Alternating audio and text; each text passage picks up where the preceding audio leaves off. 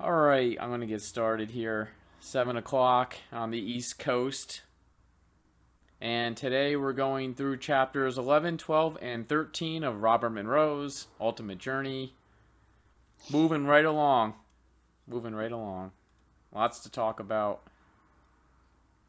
So I'm Juice out of New York, using different gateway meditations with mixed experiences and stuff. And for some reason, I must have ate some salty stuff recently because of the tinnitus sound. So I've been focusing on that noise and getting into different areas, but nothing out of body to relate. Just great dream recall and stuff like that, which is good right now. I'll take it. So, all right, Susan, anything you want to share I'm back. besides being back and well? I'm back. Yeah, I'm back. I like these last three chapters that I read. I'd love to have been there Friday. I love, that's my favorite thing to talk about is, what you can actually do when you're out there and how you can be of service and help. Yeah, so I'm here. Well, I'm here now. Well, it's good. Jason, what's up? Can you talk? Can you hear me now? I can hear you. All right, good. What's it, the old Oh, old cell phone commercial? Can you hear me now? that's right. I guess I'm about up to just good recall at the moment. I haven't had, any experiences lately and haven't been pushing for it, but um, I do remember all my dreams in the morning, so that's just still a big plus. Starting to do some meditation stuff. So slowly but surely, even though I'm super busy, I'm finding a little more and more time to get into things. Cool. That's my report. Thanks, Jace. Oh, Hi, Mikey. What's new? Good afternoon, guys. It's good to be here again to continue studying this book. I must confess that I did read a bit, but I did not study in depth. I do have the notes in front of me. I did not study in detail the chapters. Well, we will tonight, so hopefully we'll get some good stuff out of it tonight. I'm excited. A lot to talk about. Thanks, Mikey. Hi, Marty. Hello, Juice. How are you? Great. What's new out in Florida? What's going on Hmm. in that part of the earth? A lot of spring breakers out there spreading joy and COVID. Unfortunately. Yeah. Yeah. Like South Texas. Yeah. Oh, Yeah. yeah. I bet. Yeah, both of you too. The Yeah. Texans and the Floridians they're trying to tell you guys to put your mask back on now. Yeah. Well, Although they really weren't being that careful before anyway. Texas is, people have never been careful here. They just really haven't. But anyway, nothing new with me. I was so close this morning. No cigar again. Frustrating. It is. You too? I hear you. Oh yeah. So yeah, keep going, Marty. Trying. Just enjoy the journey. That's all I'm trying to do. Thanks, Marty. Hi, Steph. What's up? Can you talk or are you driving? I can talk. What's up? Good, you're in a safe spot. Yeah. What's new? Well, I had one vivid dream last week, and it was personal, profound, very vivid. It could have been a lucid, I think, if it weren't, emotionally important that I go through that one. So I think I'm getting somewhere too. Just other than that, just feeling really good, feeling good energy, feeling happy for no reason, out of nowhere, a lot. It's great. Thanks. Thanks, Steph. Yeah, and I'm glad you had your lucid the last time too. That was cool. Right. Hi, Julie. What's new? Hey guys. Oh, not much. Not much. Still trying. Still trying to get there. For all the triers, I think we're doing the right thing. Would you say so, Susan? Yeah, it's time. I was looking back through some things. I mean, I've kept notes since I was about 16 or 17 years old on, things that I hear, things out of body experience I had. But I actually used to make plans for places that I would go out of body. And if it took me 3 months of lying on my bed for 2 hours every day to do it, I would do it. I mean, I was tenacious. I really was. But you give it enough time, it's going to happen. And sometimes if you just have the time to just lie on your bed with no interruptions for 2 or 3 hours, sometimes just boredom pops you out. You just go out. Right. Yeah, when I had my most of my experiences back to back and stuff like that, I was up there 2, 4, 5 hours a day practicing. Got my Yeah, yeah, exactly. Have you guys heard of Michael Raduga? Yeah, the phase. Yeah. What's your opinion on that, if you know much about it? We actually did, me, Stephanie, and Jason, we did a review on that, on the phase. You can check it out on the channel, Julie, but it's interesting, and I believe it seems like he got the phase through Robert Monroe from his third book, because Monroe starts using the phase a lot in there. Right. So I think he's got a good concept about incorporating all the stuff, ghosts, lucid dreaming, UFOs, astral projection, out of bodies, all into the phase. And it seems like a lot of people say nice things about him. And Bob Peterson loved his book, even though he was hesitant in the beginning to get into it. And then you found out he actually really liked it. Yeah, I Anyone guess else? he does a lot of reviews, doesn't he? I could check his site as well. But yeah, I'm just listening to the How to Leave Your Body in 3 Days seminar that he did. I'm not all the way through it, but it's interesting. A lot of stuff I know, but he's very specific on how to do, what he recommends, and I'm familiar with a lot of it, so maybe I should apply it. A few things I don't really do what he's suggesting. I'm thinking, oh, maybe I should try to apply that. Did you Yeah. ever use his techniques, his specific techniques that he's, One of the ones that Stephanie and I liked at the time was the one where you move your arm up and down like this before you move any other part of your body to see if your phantom arm moves. And right. I've used that technique a few times to get out. I really like that one. Well, what I'm listening to right now, he says, which I guess I never, I've read the wake back to bed method and I've done that method, but what I would have always done is wake up, a few hours before you normally would, and drink water, go to the bathroom, whatever. You stay up from 5 minutes to an hour or something like that. I don't stay up very long. And then when you go back to bed, you try to, using his terminology, you try to get into the phase. But what he's saying is, no, don't try to get into the phase. Just go back to sleep with intention. Like, so when you wake up next, which you will, because something that has to do with the REM sleep, that you've gotten enough.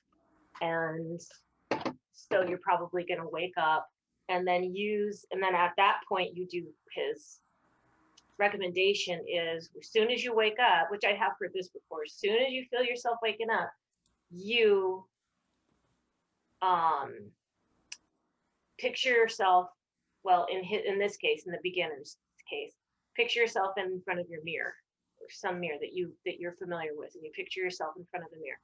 As soon as you do that, as soon as you feel like you're waking up, don't move, and then just, I'm in front of the mirror.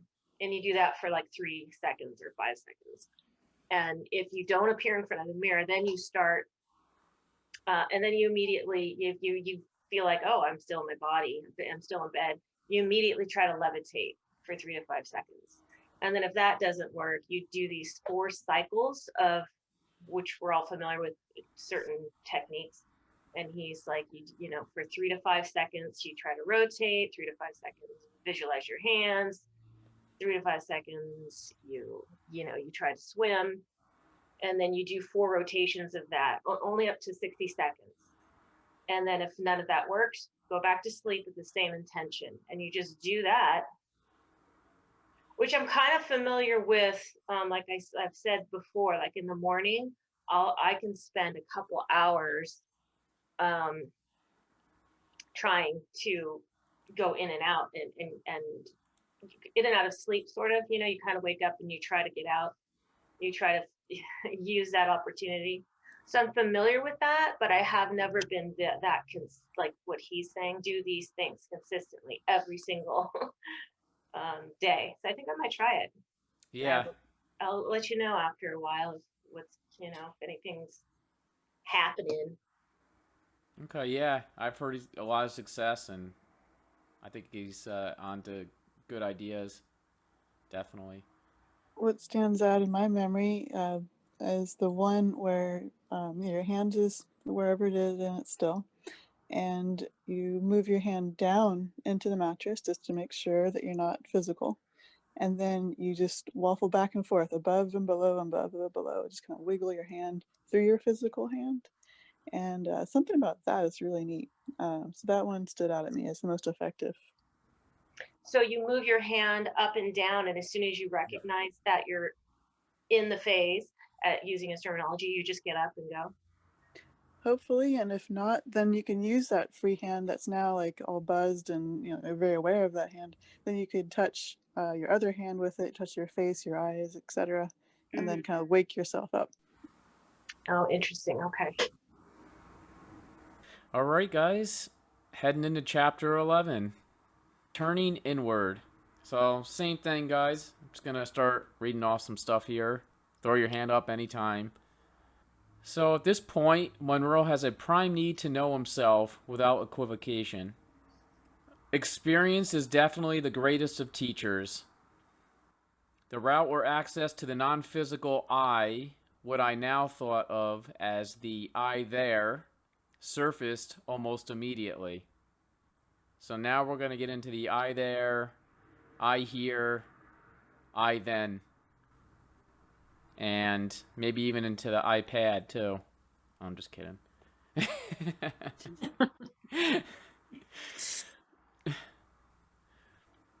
Monroe talks about over 20 years ago his ability to explore more than just a time-space continuum. That's when he turned inward and asked for help. This is when he felt totally free. And I made a note here to myself that I feel like I'm still searching the time-space continuum here.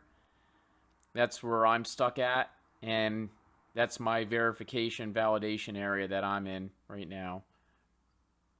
And he wants to go past that now. He's done with time-space, physical exploration. Now, Monroe's he's still in pursuit of the missing basic. And instead of following the usual steps after phasing into the out-of-body, he put a hold on all of the urgent signals and began a probe around him, inward instead of out. This spaced over a year to get the information into workable form. So now you can see he's not really using out-of-body experience or out-of-body anymore. He's kind of referring the terminology to phasing,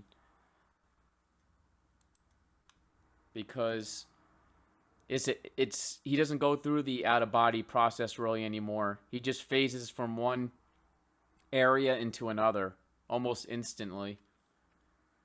No more astral noises, no more half out, half in your body trying to get out and all that stuff. The move into the I there was slow and careful. Monroe felt no fear because of the known. So he had that known. He talks about that a lot, the known. That's what we're all trying to get, the known, to lose the fear. I was there. I I there was I. Can one be afraid of oneself? And then after that, Monroe starts to get into the memory layer, and he goes into that. And Monroe encountered a layer or file, library, or mainframe containing every moment his life to date. So that sounds like to me Akashic Records. What do you guys think? Yeah, that was my understanding, was he was referring to Akashic Records there, because that's something that's accessible. It's accessible in meditation, in deep meditation, but it's accessible out of body if you ask for it to. Well, maybe you don't have to if you just have that directive to go, if that's what you're out for. But yeah, so I think so. I think that's what he was referring to. Just different terminology. Right. And if anybody doesn't know what the Akashic Records is, it's a place you can go to access information on basically anything that's happening. Now, would you say the Akashic Records would be for just a time, space, physical area, or do you think it's for both time, space, physical, and beyond the Akashic Records? I've never really thought about it. I mean, it's definitely for time and space, but if it's beyond that, it's possible. I mean, why wouldn't it be beyond that? If it's the Akashic Records, that's our record of our existence, and what we've thought, spoken, done, experienced. Everything goes in there. So perhaps it is beyond time and space. I started listening again to the main Michael Newton book. I don't know if any of you guys ever listened or read any of Michael Newton. He was kind of a parallel guy to Robert Monroe. But Michael Newton was in California, and he was a psychiatrist who started out being very atheistic and very hostile to New Age, the whole New Age thing. And he started he was regressing people back to their childhood to help them with their mental issues. And people started waking up in other lives. And then ultimately they were waking up between lives. So he started getting stories of what it's like. And I just thought it was really cool that the one guy was talking about his path when he left this life and was going through, and he hit a memory layer and went through a memory layer, which is very cool that these two are agreeing with each other on that. But he wasn't talking, and they did talk about Akashic Records separately than that, but this was like these bands that he went through a memory layer in Michael Newton stuff. Very interesting stuff if anybody ever wants to see something. Mike, if you can believe the guy, which he's very believable, he's very much like Robert Monroe. He did this for 30 years and kept transcripts and tapes of over 7,000 hypnotic sessions with people. And it's pretty cool stuff. Michael Newton's the guy. Can you type his name, Marty, in the chat area? Just yeah. Remember? Thanks, Marty. I'll try and get the name of that book. So Monroe ended up testing this library and relived any point from his past in every detail. So then Monroe starts to get into talking about long hidden memory stories he starts to dig up now since he has access to this. Okay, so one story Monroe gets into is he gets stuck in a 70-foot well, and he gets to a point of panic. This is a past life. And he remembers that specific basic from this: Mother Earth, I love you. How could have I forgotten? So he basically got out of the well eventually, but after he started to panic, but then became calm. And then Monroe goes back to about his sleep learning. In 1956 is when Monroe started working on the sleep learning. He had been the chief subject in the testing and underwent at least 100 sessions lying in the darkened booth and listening through headphones. So now he's actually going back to this. Was this his OBE trigger, he asks. Susan? Would have been for me. That much time in a reclining position, in a relaxed position, time just seems to be, even if you don't really know what you're doing, if you just relax and open to the possibility, you just lay there and lay there and lay there. Either you fall into a meditative state or things happen. So yeah, time would definitely do it. That much time with headphones on and going through that, yeah, that would be real inducive to alternate experiences, I would think. Yeah. And I watched a video on Monroe talk about this experience during one of his, I think it was one of his gateways where he does a talk with Monroe on Wednesdays.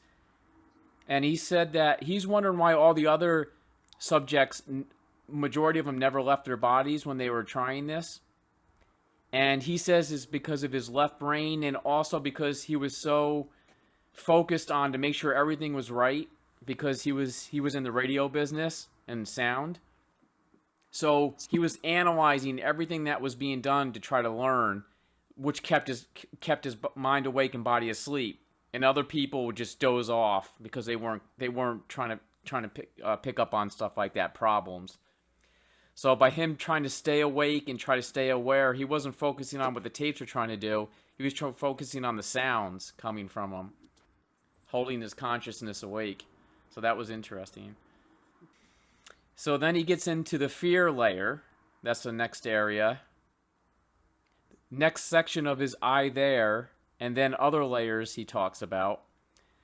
Beyond a barrier, there were hundreds and hundreds of waving beams of multicolored lights.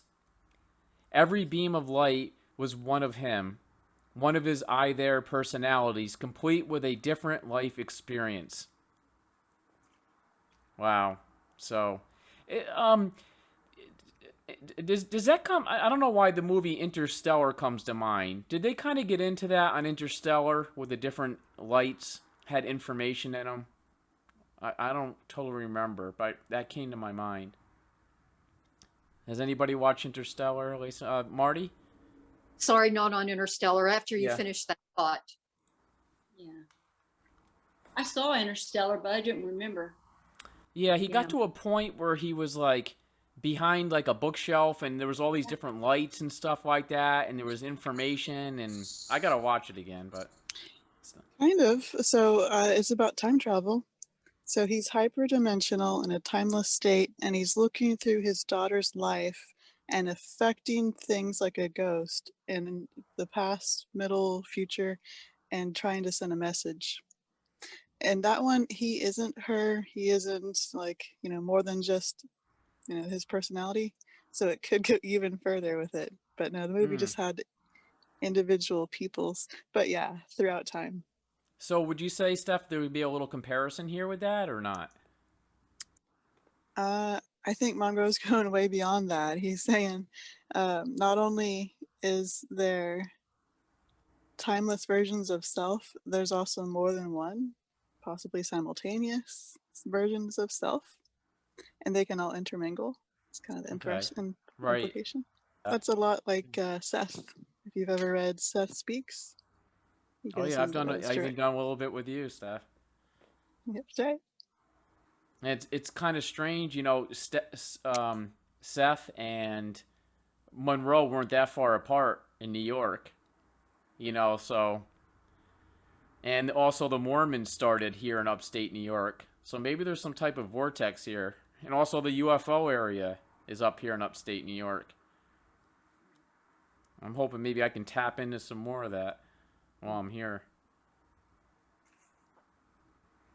I just wanted to talk about the separate beams of light. Yeah. That each one represented a previous life that he had. Because we've talked about whether your individual self retains its individuality, after you leave this earth. Because people always talk about they were this in another life, they did this in another life, and so on, as if you were as if it was all the same individual. I mean, where, you know, he's saying all the beams of light are together in a group, although I think he also later refers to some of them get lost other places too, and then he's got to go and try and round them all up. Right. So they, you know, they're maybe not all there, but a bunch of them are there. But at any rate, evidently that all of the memories that all of these lives have experienced are shared, you know, according to what he's saying, but they still are retaining individual status. You know, because we've sort of talked about that, but that kind of really spelled it out to me when he said all those different individual beams of light retaining their. So that's Right. all. Yeah. Thanks, Marty. All right, then Monroe gets into the tower design of the Monroe Institute and how it was a close match to the Castle Tower in Scotland.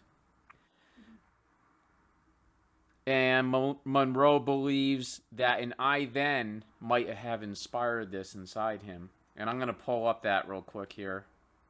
All right, guys, there it is. And this is the place that was found in Scotland. It was his brother, I believe, is the one who took that picture when he was there in Scotland. And then when his brother went to the Monroe Institute for some reason, he saw the resemblance and brought that picture to Monroe and showed it to him. And then after that, Monroe starts telling some stories of his I-thens. Those are his past selves that he's accessing with these multicolored beams of light. And most of his I-thens is beyond his I hear comprehension. So he's having some trouble comprehending all the stuff that happened in his I-thens. Mikey? I'd like to share something that happened to me many years ago. Well, this is not a past life, this is this life. When I was maybe 21, I think it was, I took some paper and I drew a house.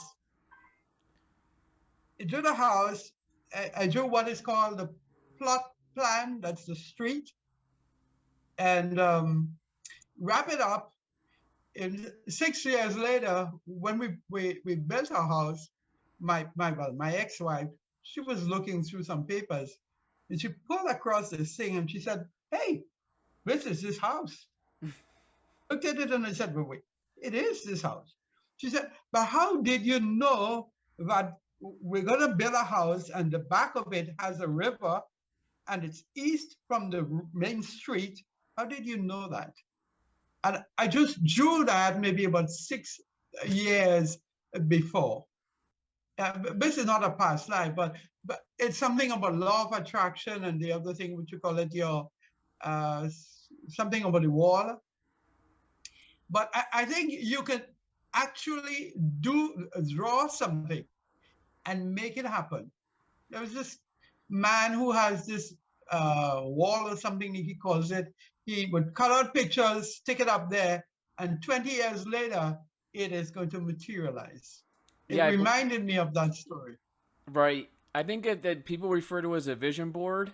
Stephanie does that. Stephanie, you know? Yes, the vision board. Yes, the vision board. I made one a couple weeks ago. See that? Look at the connection right there. Yeah, Mikey, that's cool stuff. I mean, vision boards and stuff like that, and what's going on, and it could be part of your I-thers, as Monroe puts it, helping you out. Yes, it certainly is. All right, at the end of the chapter, guys, this is what I have for the end of the chapter 11. Of all the stuff that happened to Monroe lately, the wonders have been done for his different overview now. He also talks about his overview of everything. So, wonders have been done for that. Anybody else like to talk about chapter 11? Anything on chapter 11? I need some clarification here. I did not read the chapter in its entirety, or did not go through it with a fine-tooth comb. But is it that sometime back then, he was involved in a ritual in a place? I think it was some sort of temple, And here it is, he is in this life. He has now the same sort of building, but now he has to do a different, how should I say, work, rather than be involved in that sort of rituals. He is now given the same opportunity, the same place. Now he has to spread a different message, something more positive. Right.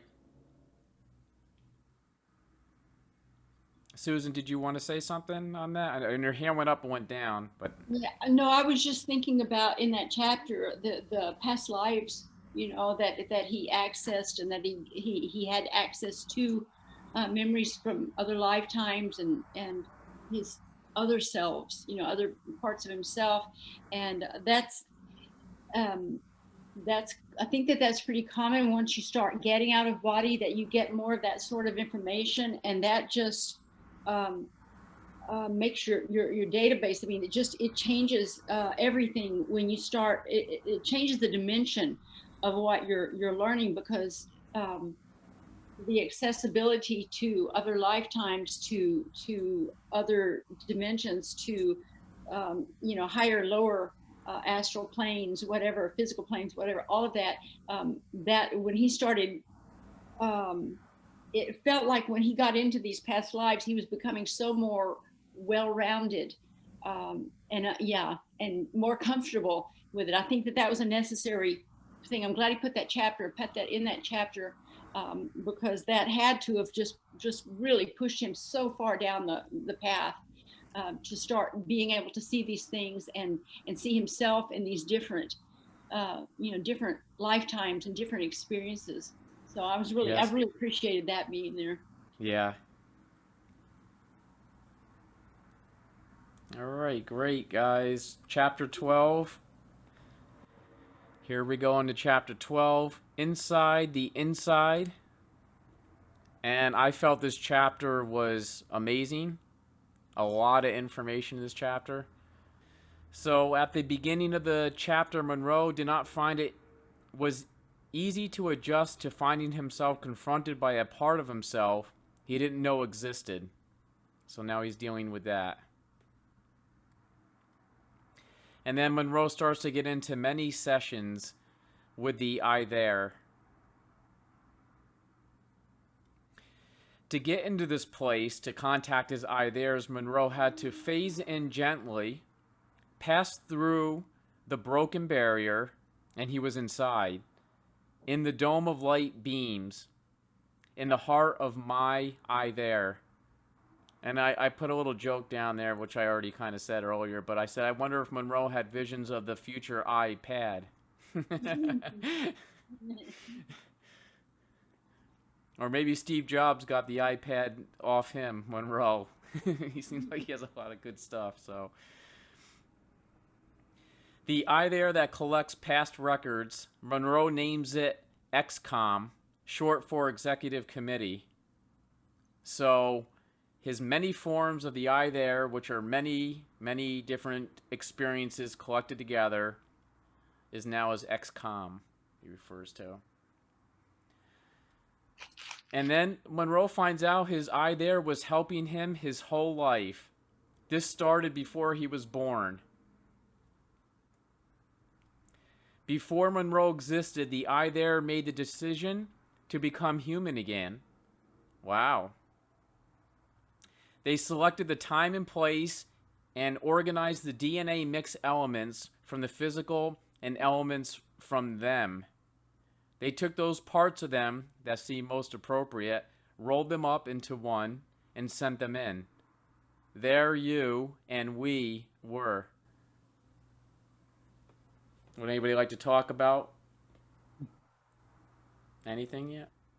I get into a lot of trouble when I tell people this, that you decided to come back here. And the first thing, the reaction I'll get, I would not have decided and agreed to this crummy life I'm living here. And I'm seeing that my spirit guides, I call them my spirit guides, were there. And they have been with me, and all of us, and guiding us, that still small voice, that gut feeling, that little voice that tells you, hey, you should not go there. I believe that that is my spirit guides, and they have been there before my incarnation, and they will be there all the time. But I do get, a lot of trouble when I tell people. Some people do not agree, but they have agreed to be here. So, Mikey, you're saying you didn't agree to be here? I agreed to be here. Oh, you did I agree. agreed. I have chosen, my parents have chosen this life. Okay. Because across there, they have shown me this life and said, listen, I want you to live this life so that you can grow to be a higher being. Right. Susan? We do. I believe that we do. I believe we do choose to be here. We choose our parents. We choose the configuration that we want for our physical self to get the job done that we came here to do. And sometimes it does seem really unlikely that we did because of the state of our lives at any given time. It's like, because I've talked to a lot of people too, said the same thing. I would never have chosen to come here. But, when you get some age on you, you look back, you kind of start to understand and see a pattern, see why, why possibly. I know that I had an out of body experience one time about 15 years ago. I think it was about 15 years ago. One morning, my husband was here. I was doing my practice in the back, and I popped into, when you encounter yourself in another lifetime, from my experience, what I've always done, if I encounter myself, I pop into that body. So I'm that person again. I just pop in, I merge those two. I merge with that, the me there, the I there, I merge with it. And in this lifetime, I was a teenager. I think that was probably about 18 or 19 years old. I know what my name was. I had a sister, I had a father and a mother.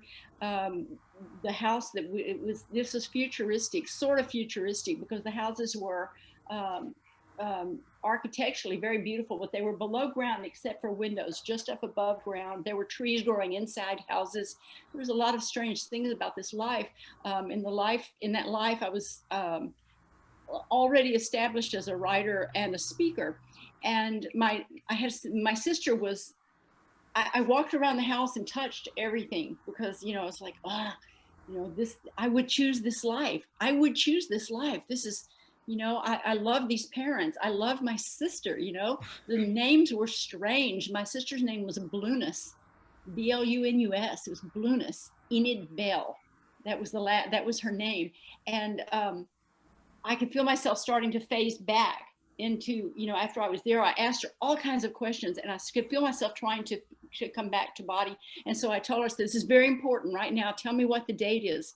I said, get a piece of paper, write it down. I have to see it so that I'll remember it. And she didn't blink an eye. She did everything I said because she understood. She seemed to understand what was going on.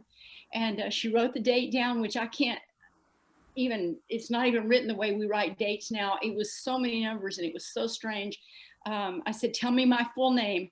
Tell me every detail I could think of. Tell me, and write them down. And then when I finally phased back into my body, I called my husband. I said, bring me paper and pencil. Don't say a word. Don't ask me anything. Just bring it. I have to write some things down. And he brought them, and I got it all written down. I have my name written down. I know what that name is, whichever lifetime that. I hope it's not a future life, because I really don't want a future life if I don't have to, but it could be. It could be. But it was, I would have definitely, yes. In that lifetime, I remember standing there and thinking, I would choose this. I would choose this. The only thing that disturbed me about that particular experience was when I was outside of the home and in public places, that there seemed to be a slight military presence. For some reason, I'm not sure why. Everything was just slightly different. It was just slightly futuristic of this. But I remember thinking I would choose this life. And so I always use that, if somebody tells me, no, I would never choose to come here. I think that we do. I think we do. We come here with understanding, maybe we don't just say, I'm ready to go, but we will say, yes, I will do it. I will do this. And you know, I need this experience for whatever reason. And I don't know if we even know for sure until we leave this lifetime what the whole purpose of the life was. I don't think we Right. have that kind of understanding. Yeah. Yeah. Andrew writes in the comments down here, it's our assertive right to incarnate on this physical plane. Mm-hmm. See, the thing is when Monroe talks about here that they decided to make Monroe, his I thens, his I theirs, decided to bring him into existence and then organize the DNA mix and stuff like that with the physical and stuff. That's, wow. It's sort of like your own collective. Yeah. Made up of yourself, all yourselves makes this decision. Yeah. Yeah. I thought that was really interesting. So after Monroe mentions that, he says some humans come in with more past physical and non-physical experience than others. Some work up from being animals. So there you go. If some people get a bonus experience, I guess, to their life. Until you get what is needed on Earth, you keep returning. Monroe's XCOM has it all mapped out. The part he's talking to now was a court jester in France. So that's part of his executive committee. He's actually referring to the I there is. So now it's switched to a court jester from France. And this changes throughout depending on the questions Monroe's answering and who's going to answer it for him. Monroe finds out. Oh, sorry. go ahead. So you said some start out as animals and evolve up. What do you think the other ones come from?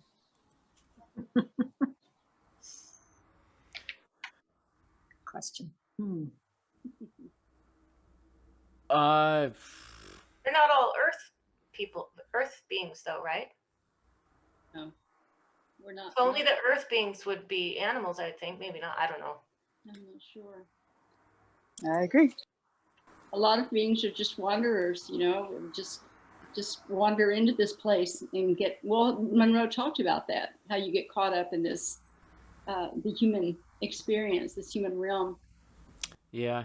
So I guess Steph would be like a non-physical entity that worked its way in, which he talks about. And they skipped that part, I guess. What do you think, Steph? Can't it be a physical, but just not from Earth? Oh yeah, it can be physical or non-physical.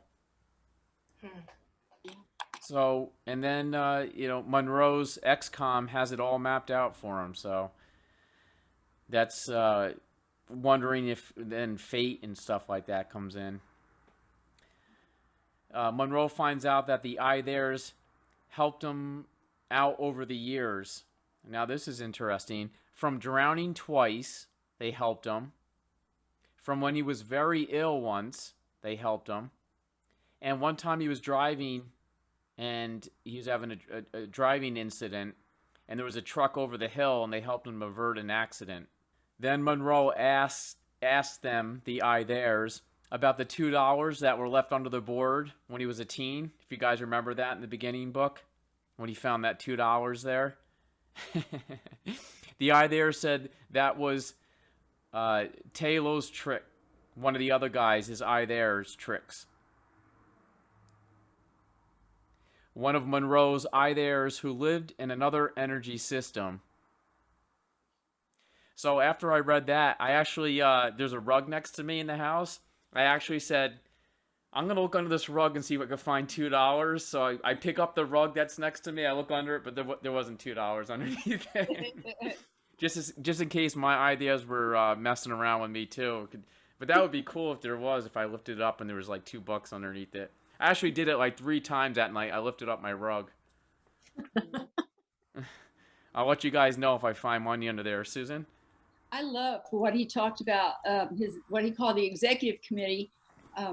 That's his term for it. My term is I mean, people call them all different things, and he was even told in there he could think of them as guides or think of them whatever, but that's his terminology. Mine has always been my guides or whatever. But the fact that he mentioned how they intervene in times of great need, even when we don't ask, they're there. They are there for us. And if we all look, I mean, anybody, if you look back at some of your close calls that were just hair raising, when you look back at them and wonder how you got through that, how did you not die during this car incident or this sickness or whatever? And even though they don't get acknowledged a lot as being present, but they're there. Yeah. And, yeah, they really are. And at times you can actually just feel them. I think that when our consciousness is altered by fright, by being highly disturbed, and any number of things, meditative, anything, that sometimes we do really feel them there. You get a sense of them being there. But right. I was really glad that he mentioned that, because it's good for us to realize, that we do have this help, even if we don't. Right. And don't acknowledge them daily, that they are there. They're there for us, as ungrateful as we may be, or just as clueless as we may be to their presence at times. They are there, and they've done so much, and they do so much for us always. Mikey? I shared this on Facebook 2 days ago. I'm not projecting these days. What I'm doing is just asking my spirit guides to teach me something. And I got this lucid dream about, I found myself in a place where there's a lot of junkyard, and this man, he is in charge of the junkyard. The thing about each of the vehicles there, someone died in it. And today, I was meditating again and asking what is the meaning of it. And I got this message that our lives are like those cars. They crash. And sometimes we have something like an insurance. Well, this is what was explained to me. And when the insurance says it's totaled, it goes there. And if the insurance decides to fix the vehicle, it comes back on the road. So where I was the vehicles that was totaled. And it was saying to me that sometimes we go through a lifetime in our lifetime, in that we should have died, but we're given another chance. It's like the insurance says, no, we can fix that vehicle again. It can come back on the road. And the things that we go through, they are always, as Susan says, they're always there guiding us. They're always there. And sometimes usually we don't see them. But if we could open our eyes, or spiritual eyes, we can actually see they're guiding us. Yeah. Right. I wonder if you get more insurance if you have more I-theirs watching over you. Susan? I will ask that question. Okay. Thanks, Mikey. Susan? No, I've wondered that before too.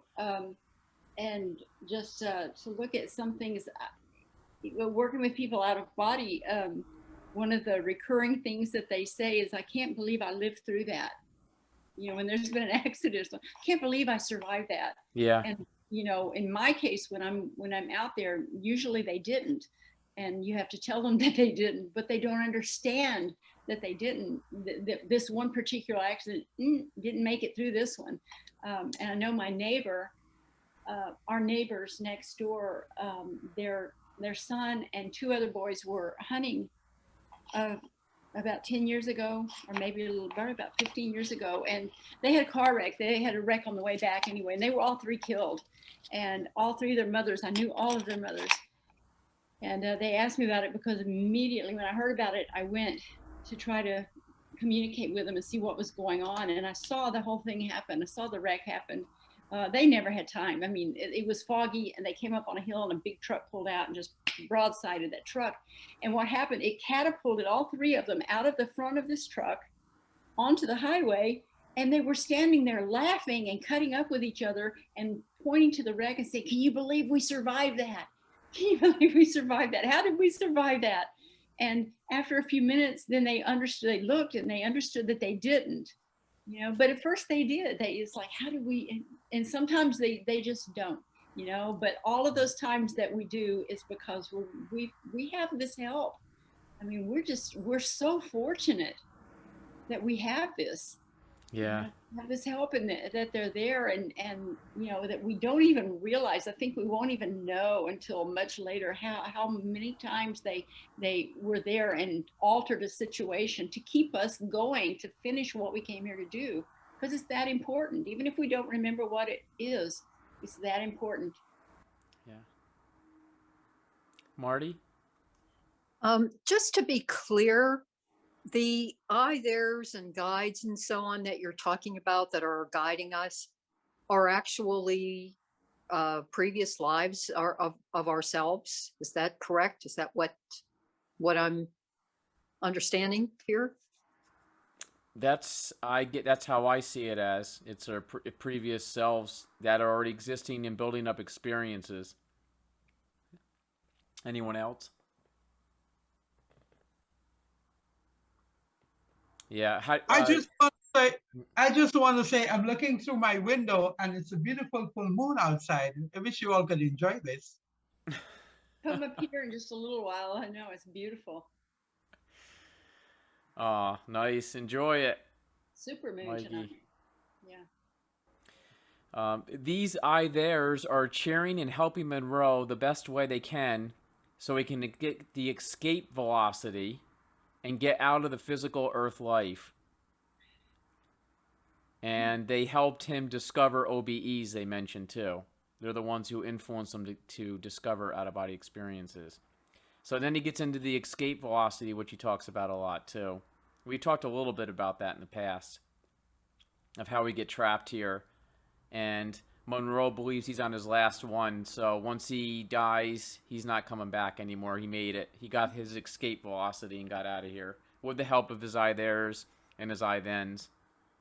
And we'll soon find out his I here that he has. We didn't talk about that yet. His other I here, I should say. Let's see, now Monroe talks about a new I there named Asha, a technician for help on other questions. Monroe does not want to use his body as a channel, so he mentions that. If you see people during the Explorer series and stuff at the Monroe Institute, a lot of them get channeled, and he has those recordings. You can actually check them out. Monroe never wanted to get into that. But the I there said to him, "Do you want us to set you up so you can be a channel?" And he said he didn't want to do that. And Monroe finds out he's been through thousands or more. He lost count of lifetimes. So that puts a perspective on it. And now Monroe asks to his I theirs, why is he going through this over again? And the answer from the I there was to find the one final piece, and he is very close to that. Then when he finds it, they can lift off, and they all shall be gone together. So now Monroe finds out there is a reserve or backup of him in the physical that is a female. But he is first in line. So if something happens to Monroe, there's actually a backup of him that's living at the same time as him on Earth. That's a female somewhere. That was really interesting. Yeah. Monroe finds out that your belief system can cause you to get lost and repeat for lifetimes until your I there retrieves you and brings you back to where you belong. So William Buhlman talks about this a lot too. Indoctrination, belief systems that we get caught up in, And this can screw you up with your connections with your helpers, your I theirs, your I thens, and all that will suddenly disappear. Yeah. And Monroe asks if he's ever gotten lost, and he has. He has been lost in the belief systems in the past. He finds that out. Let that Yeah. sink in. If we ever need a backup for a plan in life, that means things aren't so perfect and things can go wrong. Not everything is foreseen. Right.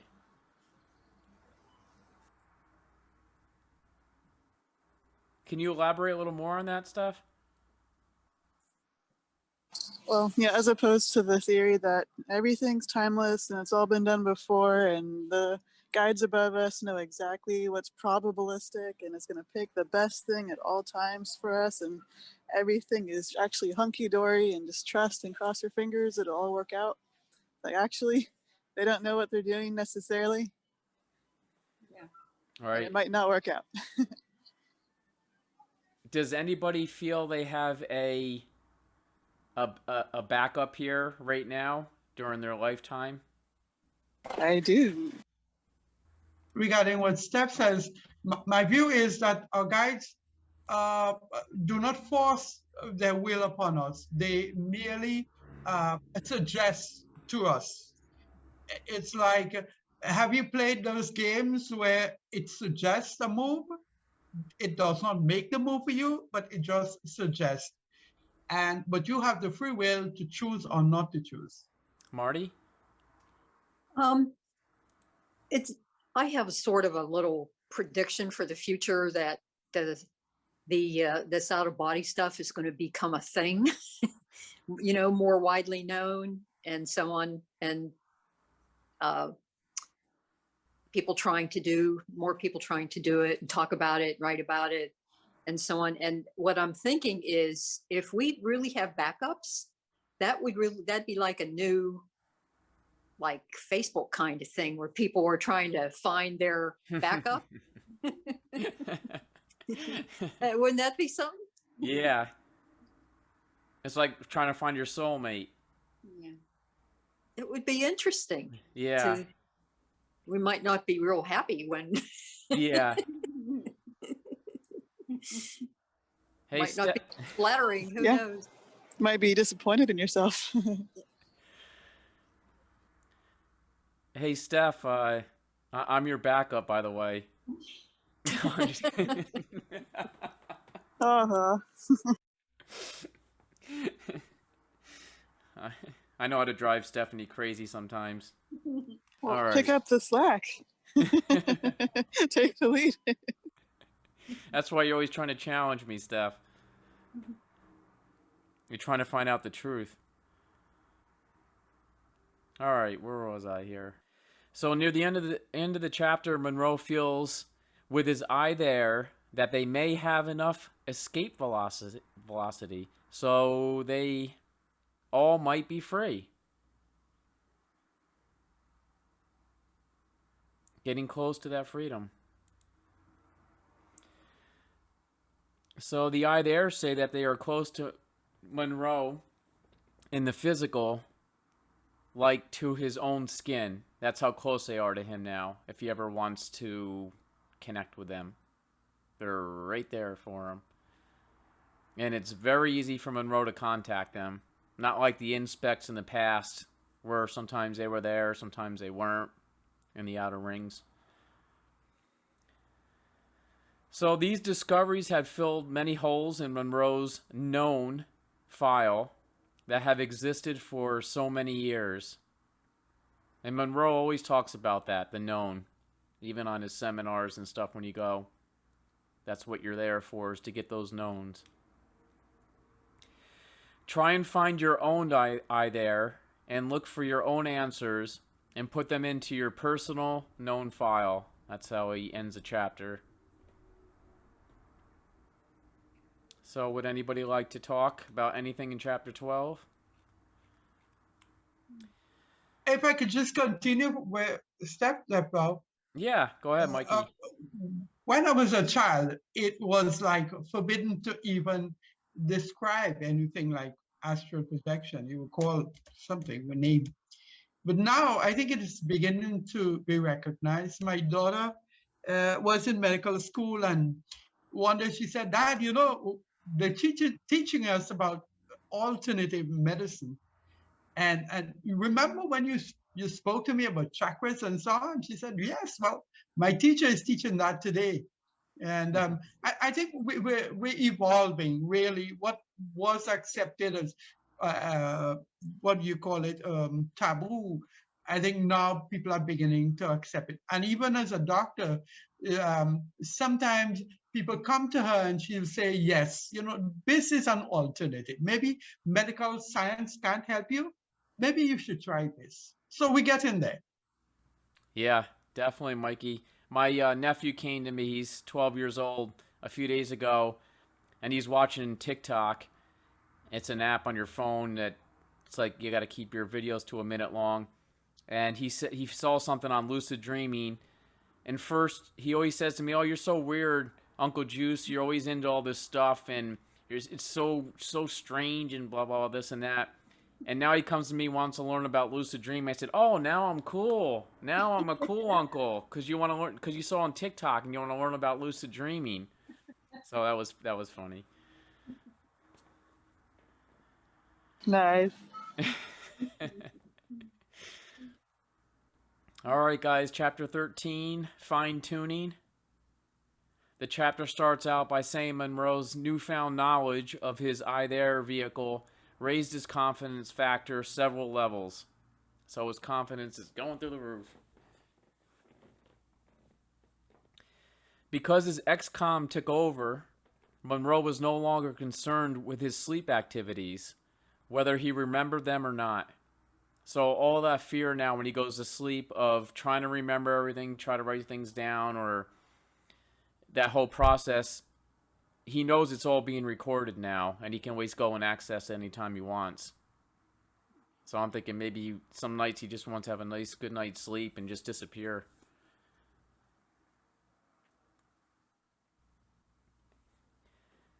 Monroe and his ex-coms started helping others who didn't have the I There to meet them because of being stuck in certain belief system territories.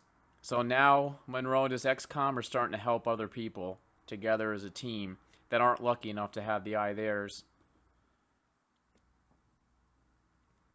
Monroe also continued with his learning simulations during sleep, not caring if he remembered at all what happened.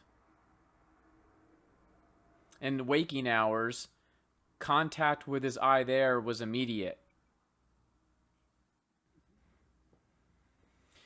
Monroe wonders how many humans are hospitalized and drugged because they hear voices from their I Theirs. Yeah. I've wondered that too. I actually consider those people, as long as they're not like going out and murdering people and losing control, those type of people that listen to them and saying to kill people, but I don't think the majority of people like that are doing stuff. I think that's a rare case. Susan? Well, yeah.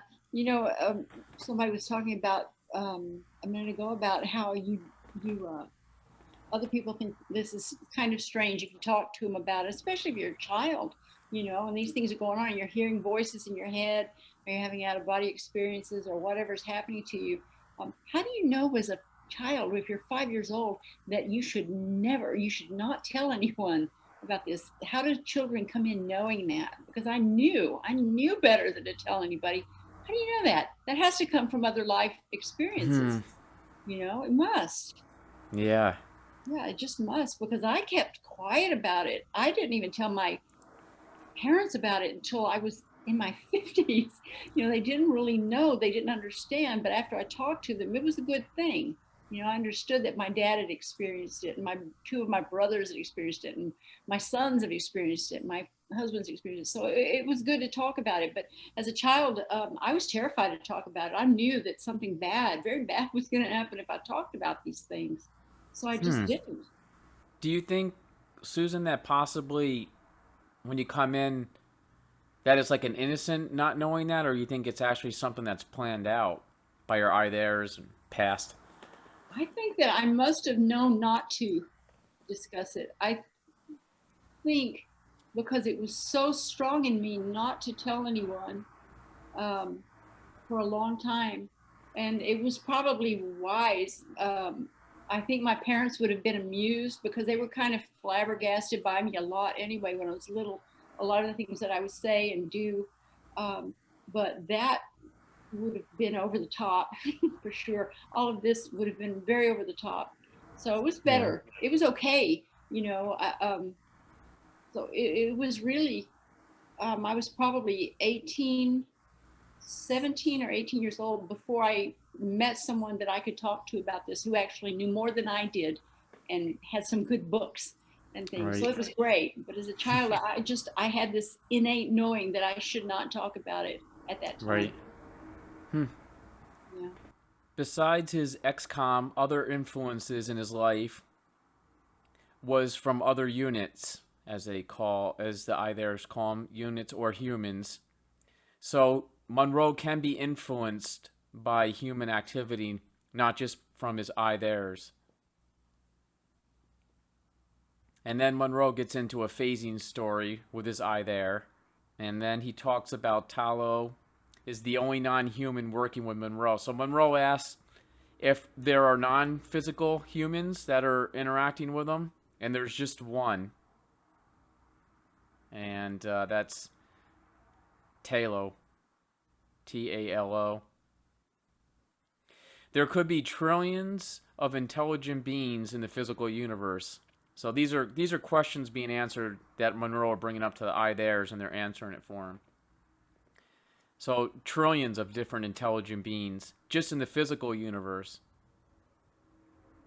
And then Monroe gets a rote, which is a packet of information, and finds out there is a broad field of energy called M life.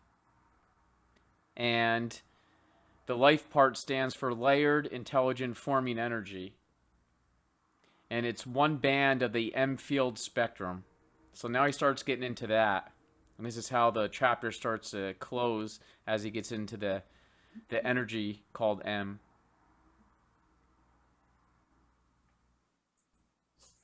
And then Monroe starts to talk about in depth about the M energy. A lot of that's pretty deep. Some of it I followed, some of it I didn't.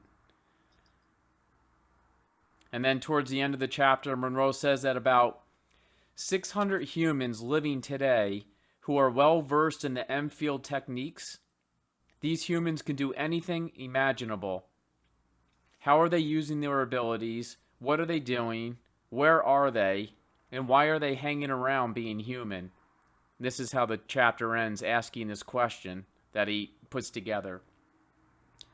So, has anybody think they might have met one of these 600 humans who can do this? Can do anything imaginable? Manifest anything? Or what they might be doing here on Earth? I heard of one. Heard a story, a secondhand witness. So he was a first-hand witness, but to me, I wasn't there. So secondhand witness, whatever you call that, of someone creating small life forms in the flesh. Even God beings and don't have the power to create life. It's only God that can do that. So I would challenge that question. We can manifest. They have powers to manifest physical things that can materialize, like what Master Jesus did when he materialized stuff. But they cannot manifest life forms. That's something that is alive. If you understand what I'm saying, something which possesses the life. Right. Yes, that's what from what I've gathered. That you gather, yeah. If that was the case, we'll just be creating. If we had that kind of power, we will be able to create as million beings as we want, and Yeah. just by our mind, we don't have the power to do that. So I'll question any theory that leads to someone that can create a human being because he's got the power. We're only channels for this power. For the power, even the greatest master is just a perfect reflection of the cosmic powers. We're all reflections. So what I'm gathering of what he's talking about these people that are walking around, this super being, they are immortals. They are the what we call the ascended masters. Um, we have a choice. We could either blend in with the universe and become impersonal, or we can keep the cosmic consciousness, uh, but still remain.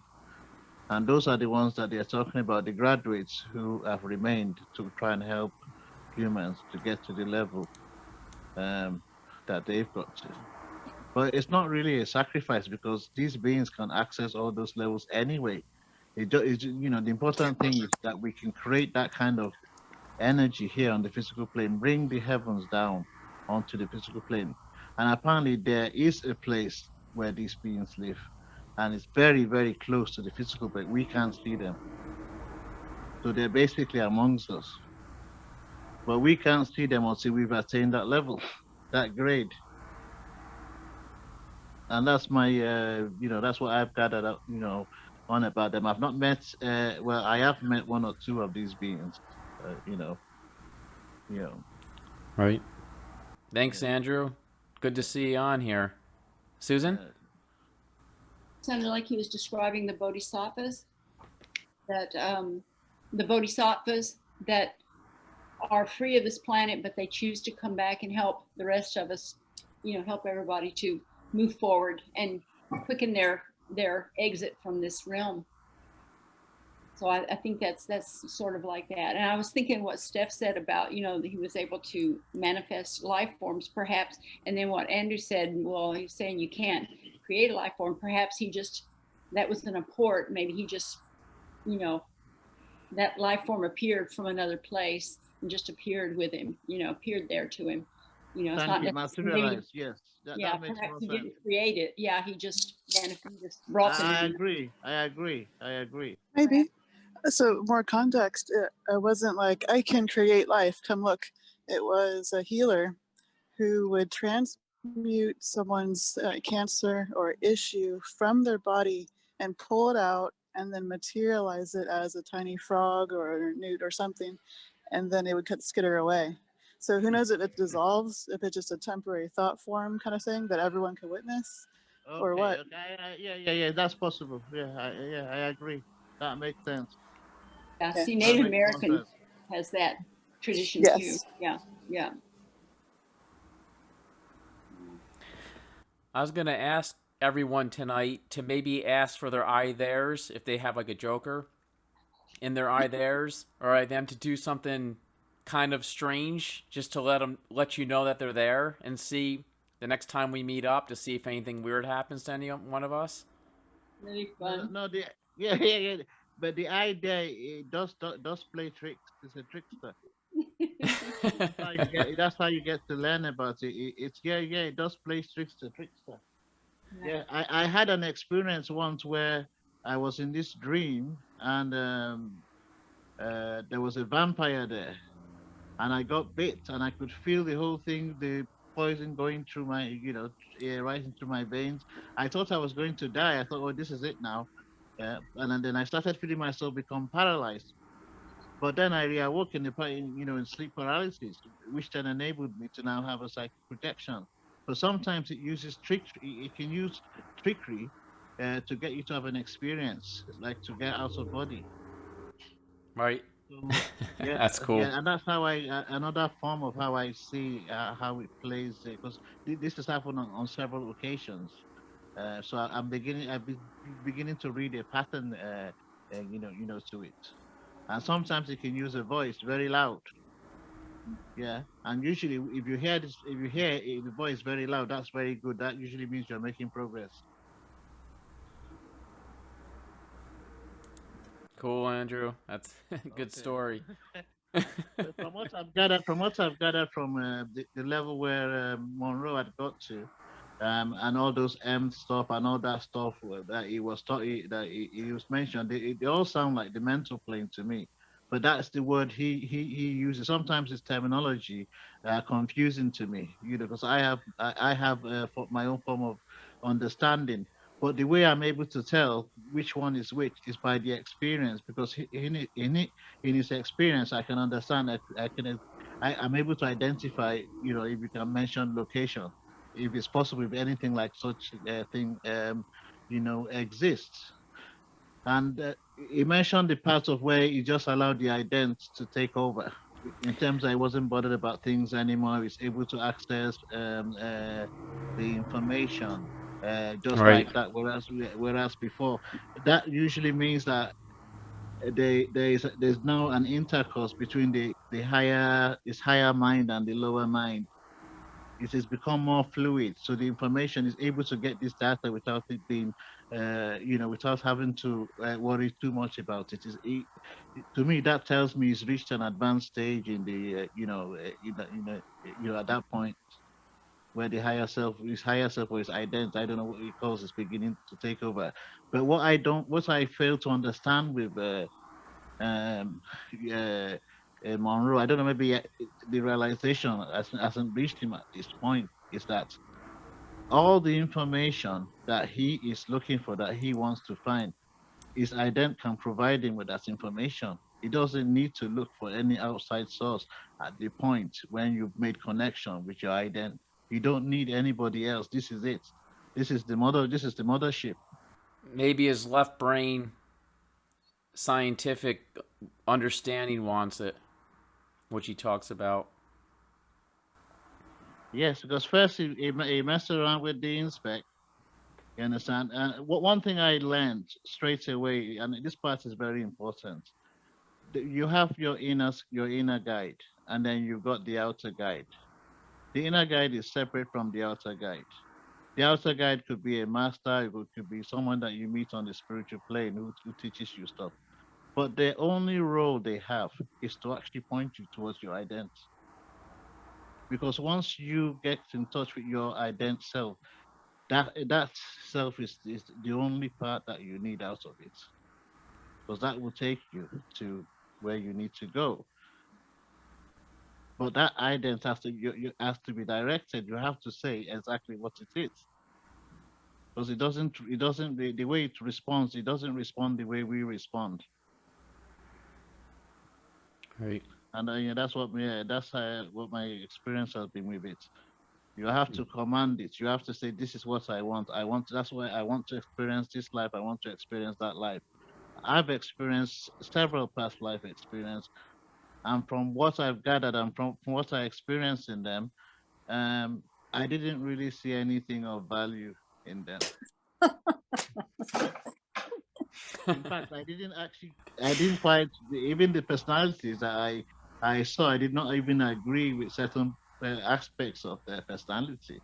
If you're gonna understand what I'm saying, I did not see anything. It's like it's like an iPhone 12 looking to. I want to see how I was when I was an iPhone 4. If you understand what I'm saying, it's not the same. You know, the configurations are different. What their dreams were are not your dreams now. So it's like a certain aspect of that personality has been robbed up in kind of how can I put it? Um, the only good parts of what is taken out of those experiences I found is only the good parts. The rest of them are just trashed. Yeah, so and that's what I found. All these different life, because you have to understand the way we were in the past is not the way we are now. It was a different age, a different, the things where the personality was completely different. So the only thing that's the same is the spiritual aspect of that person, the spiritual aspect, not the astral body or the lower vehicles, but the higher vehicles. Thanks, Andrew. Something to think about. I'm just going to stop here. It's 8:30, everyone. I was going to let everybody know that the next discussion will be on Wednesday, same time, and 14, 15, and 16 chapters. And I was just going to say real fast, does anybody else have anything in the out-of-body community they want to say which is going on? Okay.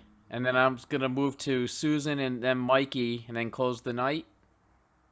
I don't remember what I was going to say. Oh, okay. I don't remember. Oh, I think I was just going to say that like astrally, when I've encountered other lifetimes and merged with myself astrally, and I've just had spontaneous memories ever since I was young of other lifetimes.